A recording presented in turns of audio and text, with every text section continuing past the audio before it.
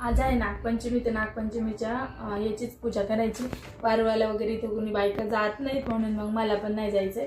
तर मी हा फोटो आणलाय आणि आता याचीच पूजा करायची आपल्याला. तर त्याच्यासोबत हे पण आणले लाह्या. तर लहानपणी ना ह्या घरी बनवायचो आम्ही. तर आता याचा मी छानपैकी हार बनवून घेणार आहे. तर कोणी नाही का डायरेक्ट पण व्हायचं आणि छोटासा हार बनवायचा. तर फोटो एवढाच. तर कुणी असा हार बनवून पण घालतंय तर नक्की कमेंटमध्ये सांगा आणि मी तुम्हाला दाखवते मी पूजा कशी करणार आहे म्हणून. आणि आज नेमकं सोमवार आणि नागपंचमी एकाच दिवशी आलेली. तर मग आधी सांगितले म्हणजे याची नागपंचमीची पूजा करून घ्या, त्याच्यानंतर मग आपल्याला सोमवारची पूजा करायची आहे. तर बघू आपण मी कशी पूजा करते, मी तुम्हाला दाखवते.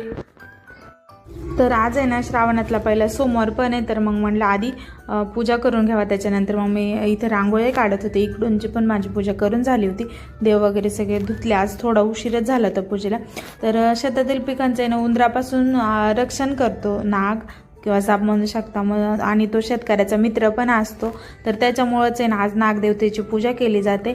आणि कालच्या दिवशी भावाचा उपवास केला जातो. तर इकडं भावाचा उपवास वगैरे काही नसतो. त्या आजच्याच दिवशी नागोबाची पण पूजा करतात आणि उपवास पण पकडतात. आणि त्यात आज आहे ना नेमकं श्रावणी सोमवार पण आहे. तर मग सोमवारचा पण उपवास आहे.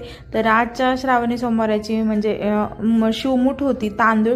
तर मी शिवमूठ वगैरे पण वाहिली आणि मंदिरात काही गेली नाही. मी घरीच पूजा वगैरे अभिषेक केला.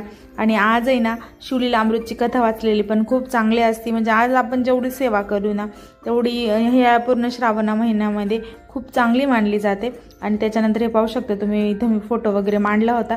मी नागोबा वगैरे काही बनवला नाही. तर हा इथं फोटो नरसिंह.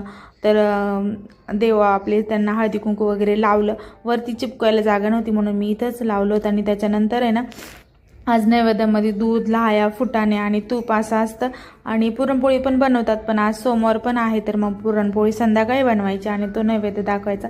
तर याच दिवशी ना सकाळी चुलीवर तवा वगैरे ठेवती नाही, दात वगैरे घासती नाही, केस विंचरती नाही, परत शेतामध्ये नांगरणी वगैरे पण करायला जाती नाही.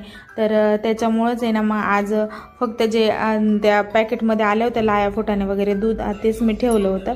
तर तुम्ही पण केली का